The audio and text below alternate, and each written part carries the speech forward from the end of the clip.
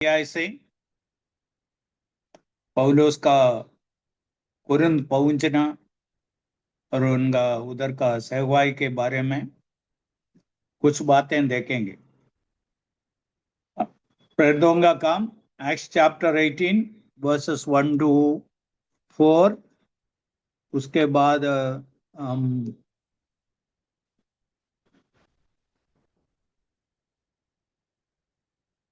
18-19 पढ़ेंगे और आखिरी में 26 भी पढ़ेंगे।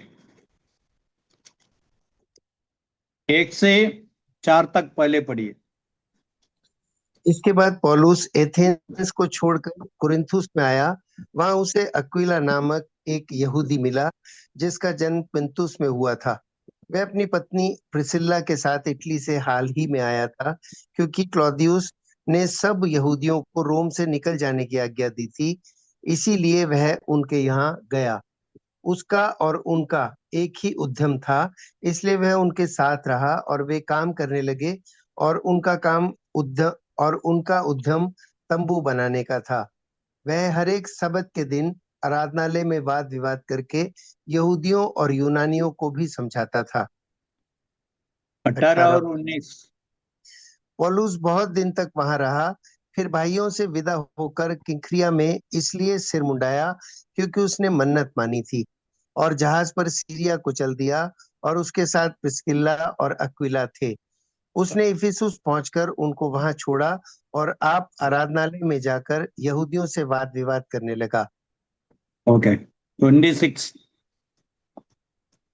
वह आराधनालय में निडर होकर बोलने लगा, और प्रिस्किला और अक्विला उसकी बातें सुनकर उसे अपने यहाँ ले गए और परमेश्वर का मार्ग उसको और भी ठीक ठीक बताया। ओके, इधर का एक पति पत्नी अक्विला और प्रिसिल्ला, उनके बारे में थोड़ा अध्ययन करेंगे। ये भाग से कुछ बातें हम सीखने के लिए कोशिश करेंगे। मैं बताना चाहता हूं, प्रेरितों का काम में एक आदर्श परिवार है, से मॉडल फैमिली। पति पत्नी दोनों कैसा प्रभु के लिए समर्पित होके प्रभु के लिए उपयोगी हो सकता है, ये अक्विला और प्रिसिल्ला का जीवन हमको बताते हैं। कई जगह में ऐसा हम देखते हैं, पति एकदम समर्पित है, पत्नी नहीं है। उल्टा भी हो सकता है, पत्नी एकदम समर्पित है, पति नहीं है। इसके बदले में यदि दोनों पति पत्नी एकदम बराबर समर्पित है, मैं बताना चाहता हूं, स्वर्ग को हम पृथ्वी में देख सकते हैं। जीवन का कुछ भी समस्या आए, दोनों मिलके प्रभु के पास जाके प्रभु से अगुवाई लेते हैं, उनका जीवन एकदम एक सुंदर जीवन है।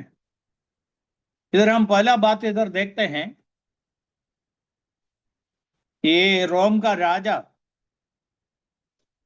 उसका नाम है क्लौडियस।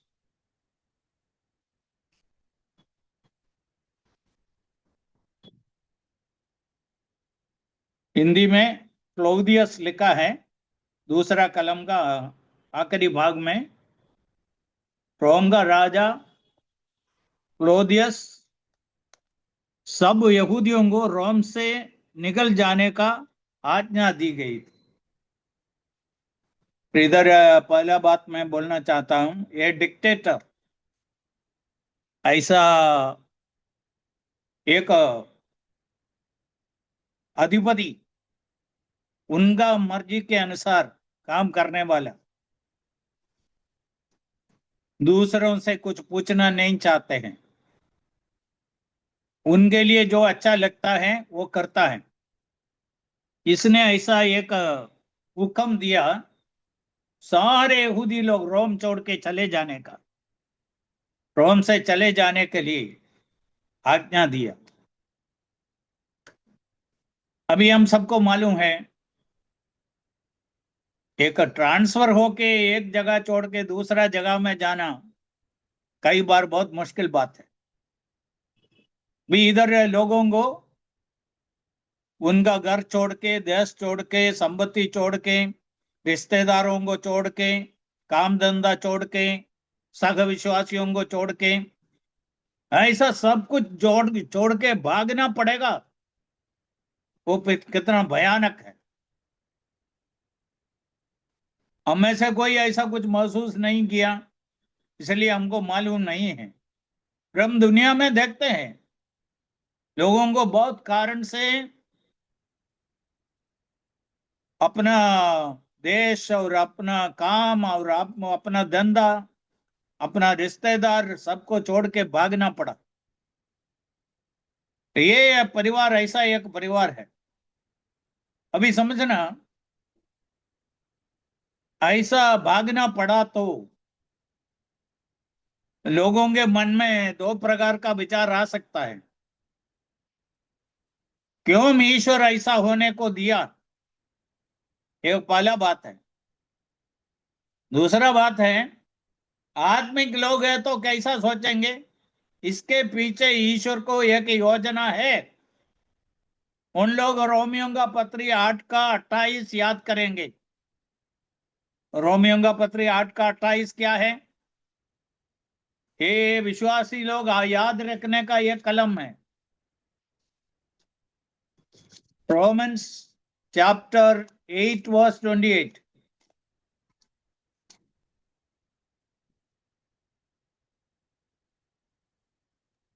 हम जानते हैं कि जो लोग परमेश्वर से प्रेम रखते हैं उनके लिए सब बातें मिलकर भलाई ही को उत्पन्न करती हैं, अर्थात उन्हीं के लिए जो उसकी इच्छा के अनुसार बुलाए हुए हैं। ओके, जो परमेश्वर से प्रेम रखते हैं उनके लिए, ये सबके लिए नहीं है। परमेश्वर से प्रेम रखते हैं उनके लिए सब बातें मिलकर भलाई ही को उत्पन्न करती है, अर्थात उन्हीं के लिए जो उसकी इच्छा के अनुसार बुलाए हुए है। इसलिए मैं बताना चाहता हूं, ये सबके लिए नहीं है। जो ईश्वर को प्रेम करते हैं उनके लिए सब बातें मिलकर, एक एक को अलग करके देखेगा तो उसमें कुछ भलाई देख नहीं सकता है। सबको साथ में जोड़ के देखे, आखिरी में जो फल निकलता है वो भलाई के लिए होगा।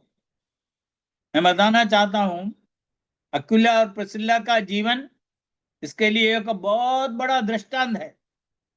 हमारे सामने एकदम बड़ा एक उदाहरण है। उनको अपना जन्म देश और उसका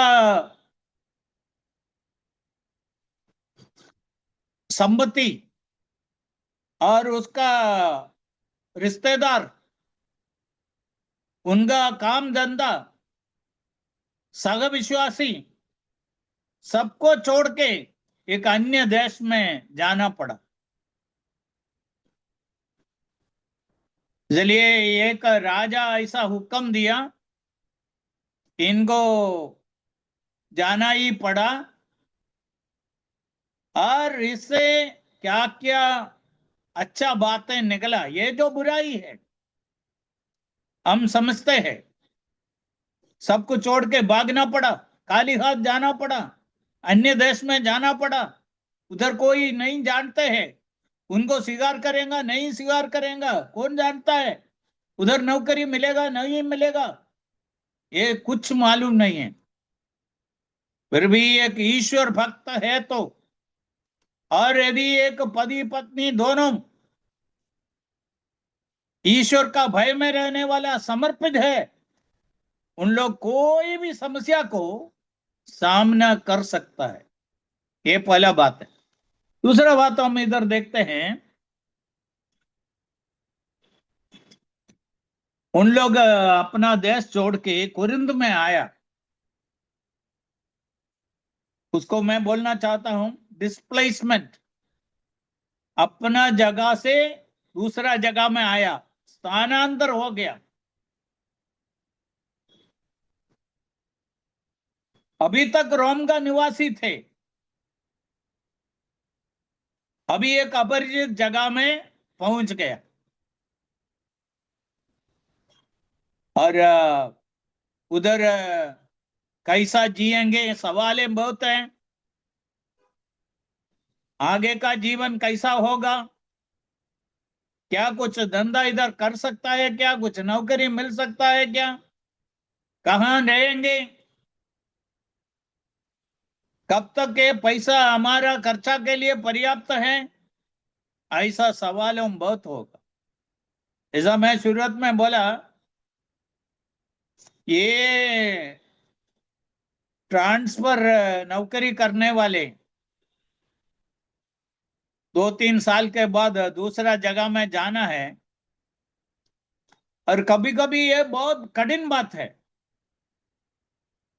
सामान सब साथ में लेके जाना पड़ेगा, बच्चों का एडमिशन का बात रहेगा, घर ढूंढने का बात होगा, ऐसा कई बातों होगा। इसलिए स्थानांतर, एक जगह से दूसरा जगह में जाना, हम ज्यादा पसंद नहीं करते हैं। हमारा स्वभाव ऐसा है, एक जगह में हम ज्यादा रहा तो उधर ही रहना चाहते हैं। चलिए, इधर ये लोग अपना देश छोड़ के दूसरा जगह में कुरिन्थ में आना पड़ा। अरे उधर उनको कई प्रकार का असुविधाएं सामना करना पड़ेगा। कोई भी ऐसा जाते हैं, उसको कई असुविधाएं सामना करना पड़ेगा। चलिए, इन लोग भी ज्यादा विस्तार से इधर हमको कुछ मालूम नहीं है। ये नया जगह में आया, धीमे से अपना धंधा शुरू किया, और बाकी बातों के लिए ईश्वर की ओर देख के जिया। मैं ये सब बताने का कारण है, हम सबके जीवन में हम इच्छा नहीं रखते हुए, हम नहीं चाहते हुए कुछ बातें हमारे जीवन में भी आ सकता है। उस समय हमारा प्रतिक्रिया क्या है? यदि ईश्वर हमें एक नया जगह में लेके जाना चाहते हैं, भेजना चाहते हैं, और परिस्थिति के कारण हमको जाना पड़ता है, उस समय हमारा विश्वास मजबूत रहना है। क्या होना है? इधर मैं अकेला नहीं हूं,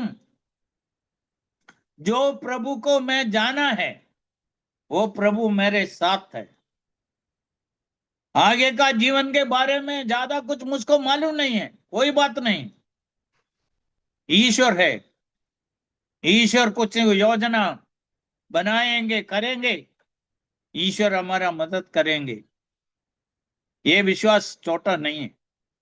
14 बात मैं इधर से बोलना चाहता हूं, they were divinely directed dictatorship of the king. ये अधिपति का हुक्म, डिस्प्लेसमेंट ऑफ दिस कपल, स्थानांतर हो गया हुआ पति पत्नी, कई प्रकार का असुविधाएं, कई डिस्टर्बेंस उनके जीवन में हुआ। 14 बात मुख्य है, देवर डिवाइनली डायरेक्टेड, ईश्वर के ओर से अगुवाई किए हुए लोग थे।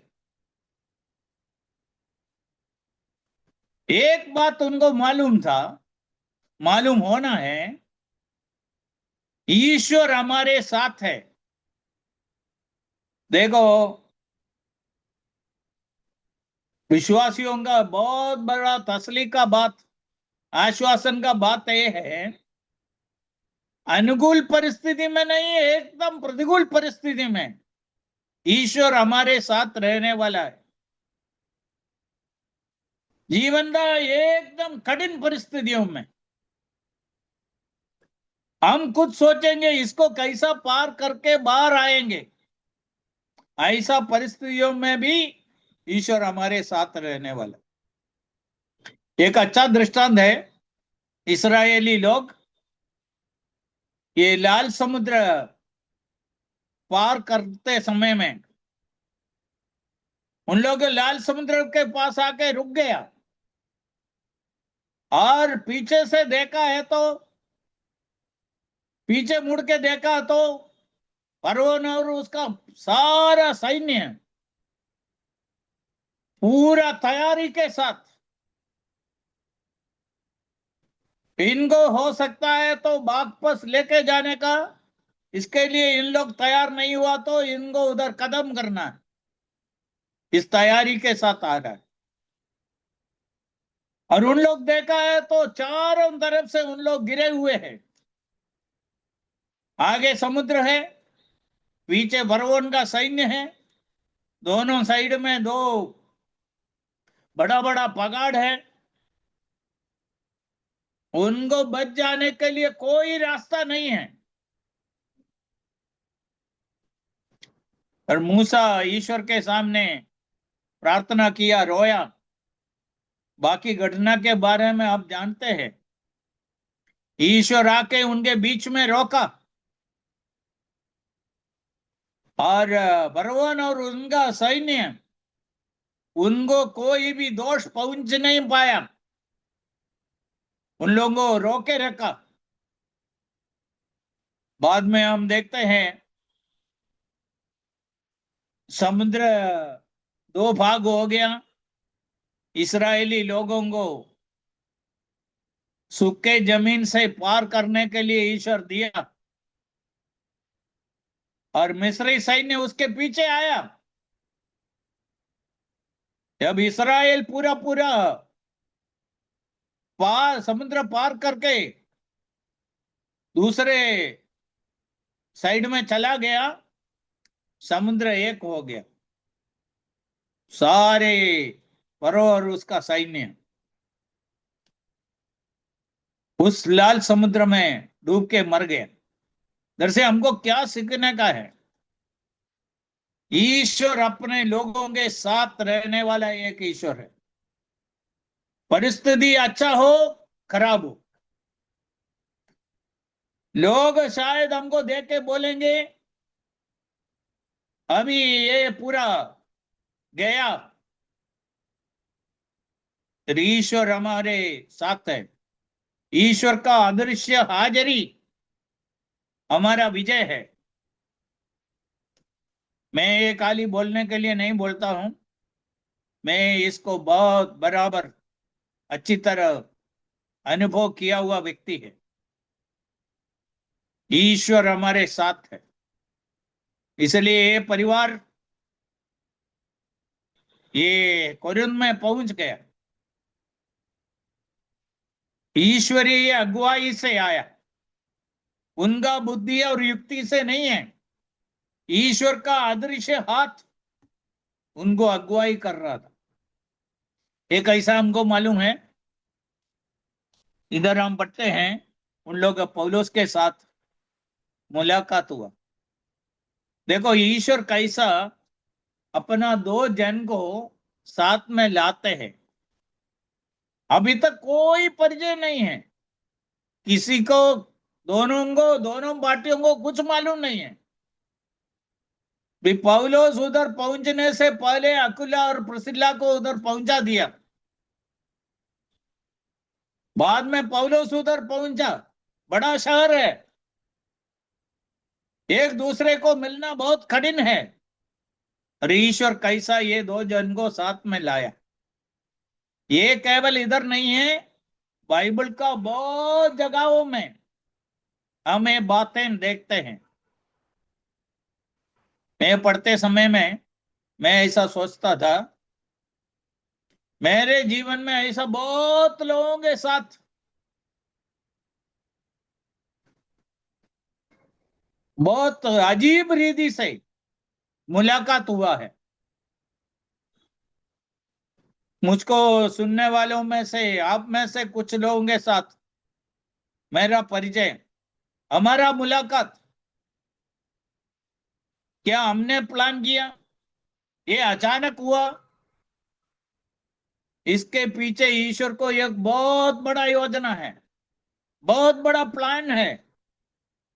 ईश्वर का रिमोट कंट्रोल अपने लोगों के लिए रखता है ईश्वर।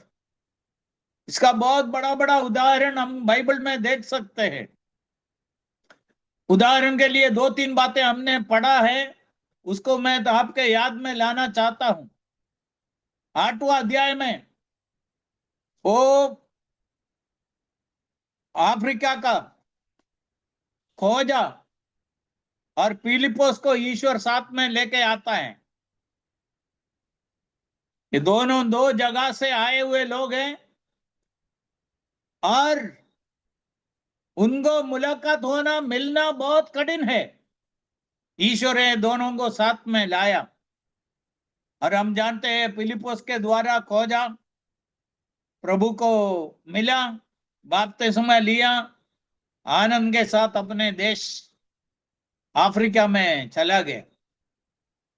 9वां अध्याय में हम आए, हम पौलुस और अनन्यास को साथ में देखते हैं।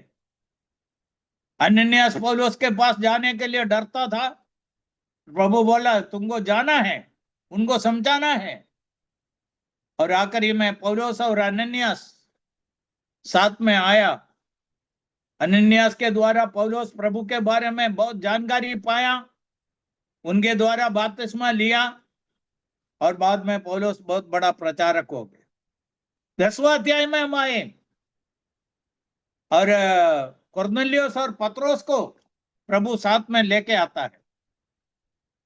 मैं ये क्यों ये सब उदाहरण दिया?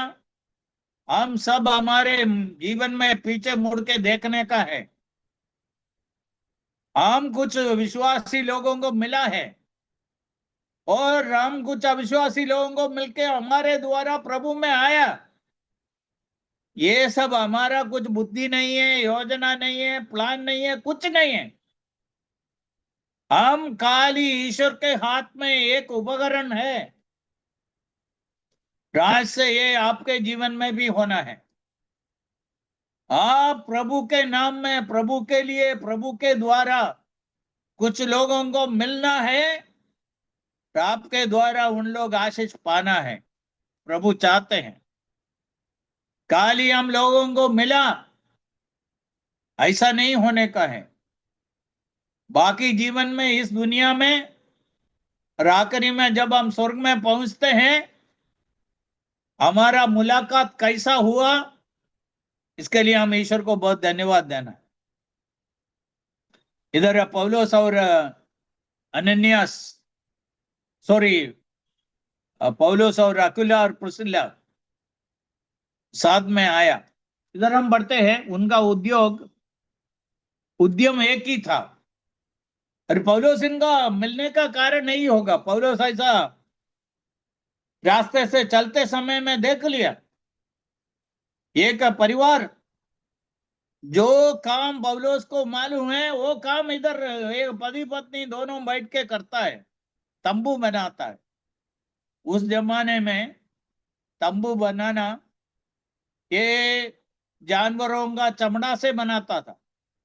ये सब लोग कर नहीं सकते, वो सीखना है। जैसा हमको मालूम है ये शूज बनाना, और उसके लिए स्पेशल ट्रेनिंग होना है। इसी प्रकार ये ट्रेनिंग पाए हुए लोग थे, इसलिए इस कारण से उनके साथ मुलाकात हुआ। और ये मुलाकात ईश्वर का योजना में था।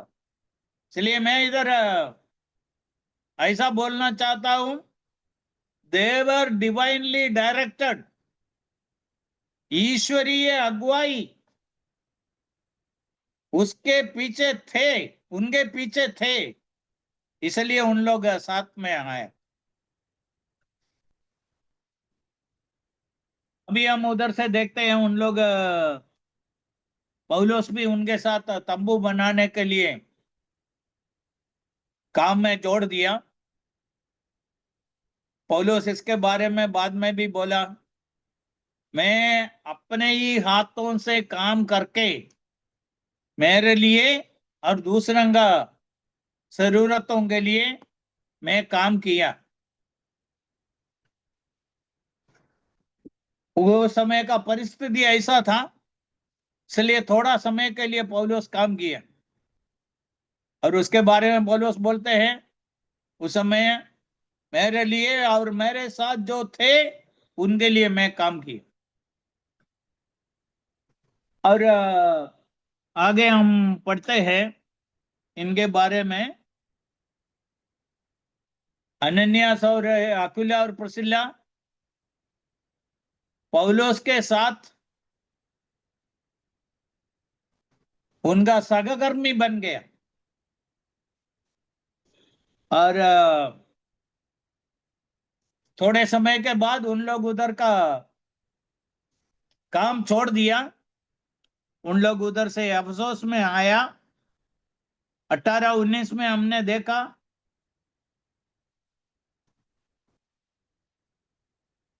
19 में लिखा है, उसने अफसोस में पहुंचकर उनको वहां छोड़ दिया। छोड़ के पौलुस आगे गया। ये थोड़े ही समयों में इन लोग प्रभु का काम के लिए तैयार हो गए।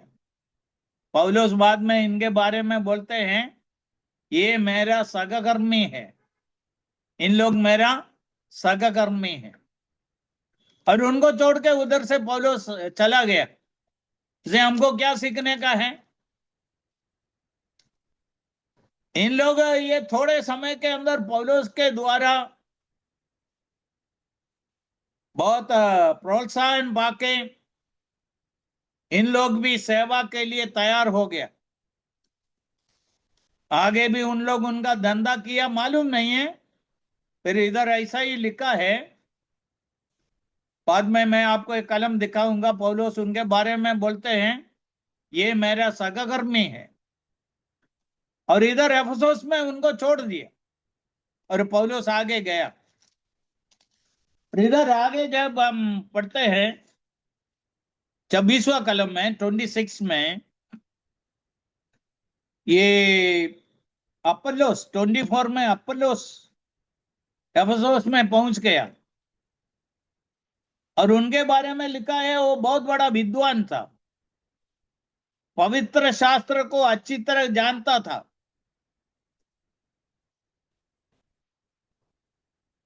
और 25 में लिखा है, प्रभु के मार्ग की शिक्षा पाई थी, अब मन लगाकर यीशु के विषय में ठीक ठीक सुनाता था। फिर एक प्रॉब्लम था, वो केवल यूहन्ना का बपतिस्मा के बारे में जानता था, बाकी सारे अच्छे अच्छे गुण हैं। एक विद्वान था, पवित्र शास्त्र अच्छी तरह जानता था, प्रभु के मार्ग की शिक्षा पाई थी, मन लगाकर यीशु के विषय में ठीक ठीक सुनाता था। कितना अच्छा गुणों है। फिर प्रॉब्लम क्या है? एक ही प्रॉब्लम है, यूहन्ना का बपतिस्मा ही जानता था। अभी आज भी ऐसे लोग हैं, उनमें काफी गुण है, कई गुणों हैं, फिर क्या है, कुछ गलत उपदेश पकड़ते हैं। और उन लोग उधर आया, लोगों को सिखाया। और अकिला और प्रिस्किल्ला उनको सुना। उन लोग क्या किया? 26 में लिखा है, आराधनालय में निडर होकर बोलने लगा। प्रिस्किल्ला और अकिला उसकी बातें सुनकर उसे अपने यहाँ ले गए और परमेश्वर और भी ठीक ठीक बताया। देखो ये बहुत इंपॉर्टेंट है। इससे हमको मालूम है अपोल्लोस जैसा एक पंडित, एक विद्वान आदमी को, जो वचन का शिक्षा पाया हुआ व्यक्ति, ईश्वर का मार्ग का शिक्षा पाया हुआ व्यक्ति है, फिर भी उनको मालूम हुआ ये अभी भी कुछ गलती पकड़ के रखा है। चलिए क्या किया, उसको अपने घर में लेके गया और इधर जो लिखा है और भी ठीक ठीक बताया, और ठीक और अच्छी तरह उनको बता के दिया। इधर मैं एक बात समझाना चाहता हूं। यदि हम किसी को करेक्ट करता है, उसको अकेला करेक्ट करने के लिए कोशिश करना, तो सबके सामने नहीं है। बाद में ये अपोलोस बहुत बड़ा एक उपदेशक बना। कोरिन्थ में अपोल्लोस के नाम में एक झुंड हो गया, क्योंकि लोग क्या बोलते थे, इनके जैसा कौन बोल सकता है, इनके अंदर जो खूबियां है, इनका जानकारी है, इनका बोलने का तरीका है, ये कितना अच्छा है। इतना खूबियां था, फिर भी कुछ गलत उपदेश पकड़ा था। उसको क्या किया, 1 to 1 अकेला अपने घर लेके गया और उनको समझाया। जब मैं बाइबल स्कूल में था, उधर एक मिशनरी आया ऑस्ट्रेलिया से, वो हमको सिखा रहा था। और बाद में हमारा डायरेक्टर को मालूम हो गया ये विश्वासियों का बपतिस्मा नहीं लिया हुआ आदमी, बहुत बड़ा जानकारी वाला है, बहुत पैसा वाला है, बाइबल स्कूल में आके बहुत मदद किया। फिर आपको मैं बताना चाहता हूं, ब्रदरन के बीच में दो झुंड है, एक है एक्सक्लूसिव, दूसरा ओपन। हम सब ओपन का है। दूसरा झुंड है एक्सक्लूसिव ब्रदरन। ब्रदरन का शुरुआत उनके द्वारा हुआ, और उन लोग जब शुरू हुआ, और आज भी बच्चों का बपतिस्मा ही उन लोग पालन करते हैं। थोड़े ही सालों के बाद विश्वासी लोग जब ज्यादा बाइबल पढ़ना शुरू किया, उनका ही झुंड ब्रदरन दो भाग हो गया। एक है एक्सक्लूसिव, दूसरा है ओपन, ओपन ब्रदरन। चलिए ये जो आदमी आया बहुत अच्छा आदमी है, बाइबल का जानकारी है, बहुत उत्साही है, बहुत पैसा वाला है, बहुत मदद करना चाहते हैं, सब कुछ है।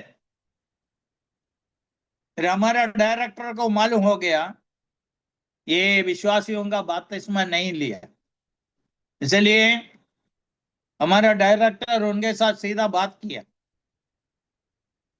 फिर थोड़े ही समय के बाद उनको इंडिया में पिता पुत्र पवित्र आत्मा के नाम में डुबकी का बपतिस्मा दिया, और उसको लेना पड़ा। कहने का मतलब ये है, कभी कभी लोग बहुत जानकारी है, ज्ञान है, पंडित है, और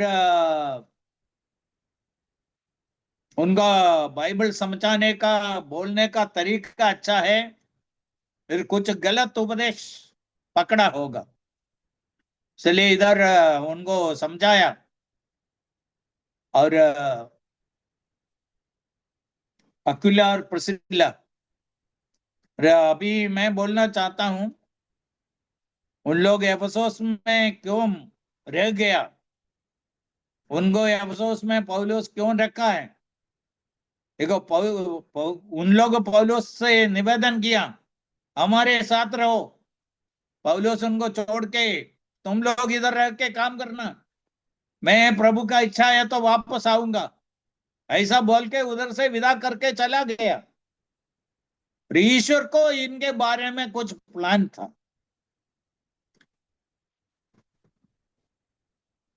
अभी कोई भी हो, हम एक खुला मन रखने का है। हम सच्चाई जब ज्यादा जानते हैं उनके अनुसार हमारा जीवन को एडजस्ट करने के लिए तैयार होना है। ऐसा नहीं बोलने का है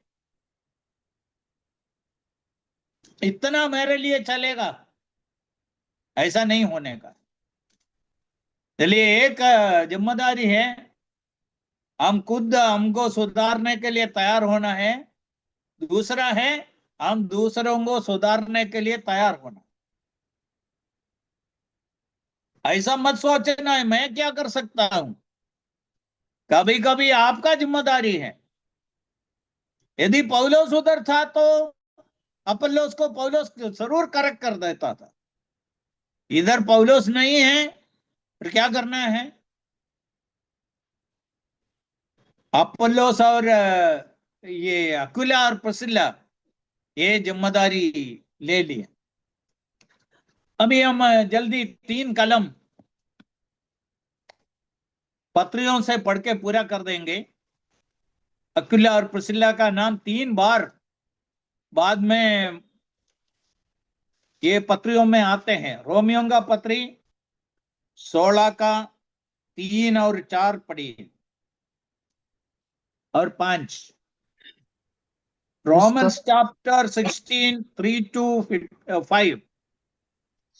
प्रिस्का और अक्विला को, जो मसीह यीशु में मेरे सहकर्मी हैं, नमस्कार। उन्होंने मेरे प्राण के लिए अपना ही जीवन जोखिम में डाल दिया था, और केवल मैं ही नहीं वरन अन्य जातियों की सारी कलीसियाएं भी उनका धन्यवाद करती हैं। उस कलीसिया को भी नमस्कार जो उनके घर में है। मेरे ओके, प्रिय बस बस चलेगा। इधर 4 बातें ये परिवार के बारे में हम पढ़ते हैं, अक्विला और प्रिस्किला के बारे में। देखो, मैं लोगों को कैसा बाइबल सीखने का है उसके लिए बोल के देता हूं। पहला बात, पौलुस बोलते हैं ये मेरा सहकर्मी है, they are my fellow labourers, सहकर्मी। दूसरा बात, उन्होंने मेरा प्राण के लिए अपना सिर दे दिया है, मेरे बदले में मरने के लिए आगे आया,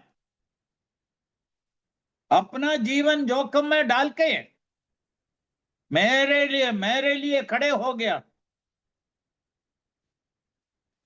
उनका हिम्मत और उनका प्रेम बताता है। तीसरा बात, सारे अन्य जाति का कलीसिया भी उनको धन्यवाद करता है। बहुत लोग उनको जानते हैं, सारे कलीसिया जानते हैं, इसलिए उनके लिए धन्यवाद देते हैं। और चौथा बात, फोर्थ, अपने घर में जो कलीसिया है, अपने घर में कलीसिया होना होना है तो 2 बातें हैं। एक है उनका घर बड़ा होना है, दूसरा बात उनका मन भी विकसित होना है, बड़ा मन होना है। ये 2 बात उसके द्वारा उसका घर का मंडली के बारे में, इसलिए 4 बातें उनके बारे में इधर लिखा है। और उनके घर में एक मंडली था। हमको सोच सकता है कुरिन्थ का पहला मंडली इनके घर में ही होगा, और उन लोग उधर से चला गया, अभी रोम में पहुंच गया वापस। रोम में उनके घर में एक मंडली हो गया, रोम का मंडली है, ये मंडली अलग है। अपने घर में और एक मंडली शुरू किया, घर घर का मंडली। चलिए 4 बातें इनके बारे में इधर लिखा है। और पहला कोरिन्थी 16 अध्याय इसी मंडली के बारे में पौलुस बताता है, उसका 19वां कलम 19। आसिया की कलीसियाओं की ओर से तुमको नमस्कार। अक्विला और प्रिस्का का और उनके घर की कलीसिया का भी तुमको प्रभु में बहुत बहुत नमस्कार।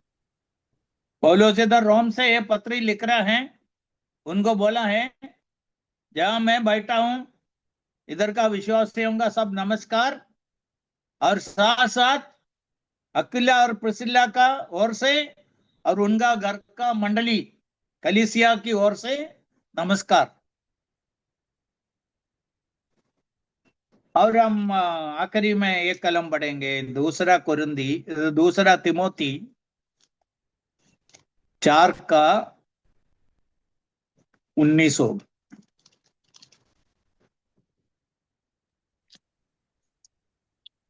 प्रिस्का और अक्विला को और उनेसिमुफुरुस के घराने को नमस्कार। ओके। और इधर पौलुस तिमोथी को पत्र लिखे पूरा करते समय में इनको नमस्कार भेजना चाहते हैं। चलिए हम एक बात इधर से देखने का है, इन लोग एकदम समर्पित परिवार था। उनके लिए एक समर्पित घर था, जीवन समर्पित था, उनका घर समर्पित था, उनका नौकरी समर्पित था।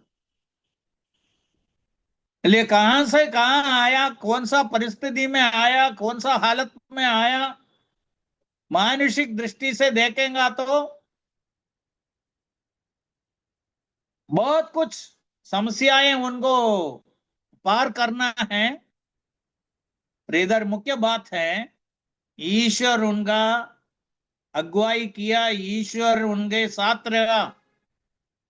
इसलिए आज मैं आपके सामने ये अक्विला और प्रिसिल्ला को एक मॉडल फैमिली के तरीके रखना चाहता हूं। उनके जीवन में जो नुकसान हुआ, तकलीफें आया, उसके बारे में कंप्लेन करने के बदले में उसको पूरा हृदय खोल के उसको स्वीकार किया, नुकसान नुकसान सहने के लिए तैयार हुआ, तकलीफ उड़ाने के लिए तैयार हुआ, देश छोड़ के जाने के लिए, काली हाथ के साथ जाने के लिए, कई समस्या के बीच में आगे जाने के लिए तैयार हुआ। पहला बात। दूसरा बात, उन लोग ईश्वर का अगुवाई को बराबर, ईश्वरीय अगुवाई जीवन में अनुभव किया हुआ लोग है। सही जगह में पहुंचा, उधर एक धंधा शुरू करने का मौका उनको मिला, वो काम करना शुरू किया। और इधर पौलुस उनके पास आया, उनके साथ मुलाकात हुआ, और पौलुस का काम में बहुत मदद करने के लिए उनको अवसर मिला, पौलुस से बहुत कुछ सीखने के लिए अवसर मिला। और पौलुस का एक जीवन भर का मित्र हो गया। पौलुस के साथ उनका मित्रता जीवन भर का मित्रता था। बाकी पूरा जीवन में 1-2 दिन के लिए नहीं था, पौलुस के साथ उन लोग मित्रता रखा था। देखो ये सब कैसा हो सकता है, ये सब ईश्वर का काम। जैसा मैं लोगों को बार बार बताता हूं, ईश्वर 3 प्रकार का काम हर एक विश्वासी के लिए करना चाहते हैं। हर एक विश्वासी के लिए क्या है 3 काम? हमारे अंदर काम करना चाहते हैं। दूसरा, हमारे द्वारा काम करना चाहते हैं। तीसरा, हमारे लिए काम करना चाहते हैं। देखो, इसके लिए ये अक्विला और प्रिस्किला बहुत बड़ा एक दृष्टांत है। और एक बार मैं बोलता हूं, ध्यान से सुनो। ईश्वर हमारे अंदर काम करना चाहते हैं, हमें बचाना चाहते हैं, हमें आत्मिक जीवन में बढ़ाना चाहते हैं, हमें आत्मिक बनाना चाहते हैं, हमारे अंदर काम करना चाहते हैं। दूसरा, ईश्वर हमारे द्वारा काम करना चाहते हैं। तीसरा बातें हैं, ईश्वर हमारे लिए काम करेगा। बहुत विश्वासी लोगों को इसके बारे में कुछ मालूम नहीं है, ईश्वर कैसा हमारे लिए काम करेगा। हम देखेंगे तो जो दरवाजा हमारे लिए बंद है, ईश्वर वो दरवाजा हमारे लिए खोल सकता है। ईश्वर खोलेगा तो कोई बंद नहीं कर सकता है, ईश्वर बंद करेगा तो कोई खोल नहीं सकता है। ऐसा एक ईश्वर है, हम सोच भी नहीं सकते हैं। मांगने से बढ़कर, समझने से बाहर देने वाला एक ईश्वर है। ईश्वर हमारे लिए काम करने वाला है। ये आप सबके लिए एक तसल्ली का बात रहे हैं। शायद आपके सामने बहुत सवाल होगा, पैसा का सवाल होगा, नौकरी का सवाल होगा, बच्चों का सवाल होगा, बच्चों का पढ़ाई के बारे में होगा, बच्चों का भविष्य के बारे में होगा, बच्चों का शादी के बारे में होगा। ऐसा बहुत बातें आपके जीवन में हो। मैं बताना चाहता हूं, यदि आप सच्चे दिल से ईश्वर को प्रेम करने वाला है, ये सारे बातों में सोचने से बढ़कर, समझने से बाहर ईश्वर आपके लिए काम करने वाला है। प्रभु इन वचनों को आशीष करे। Thank you.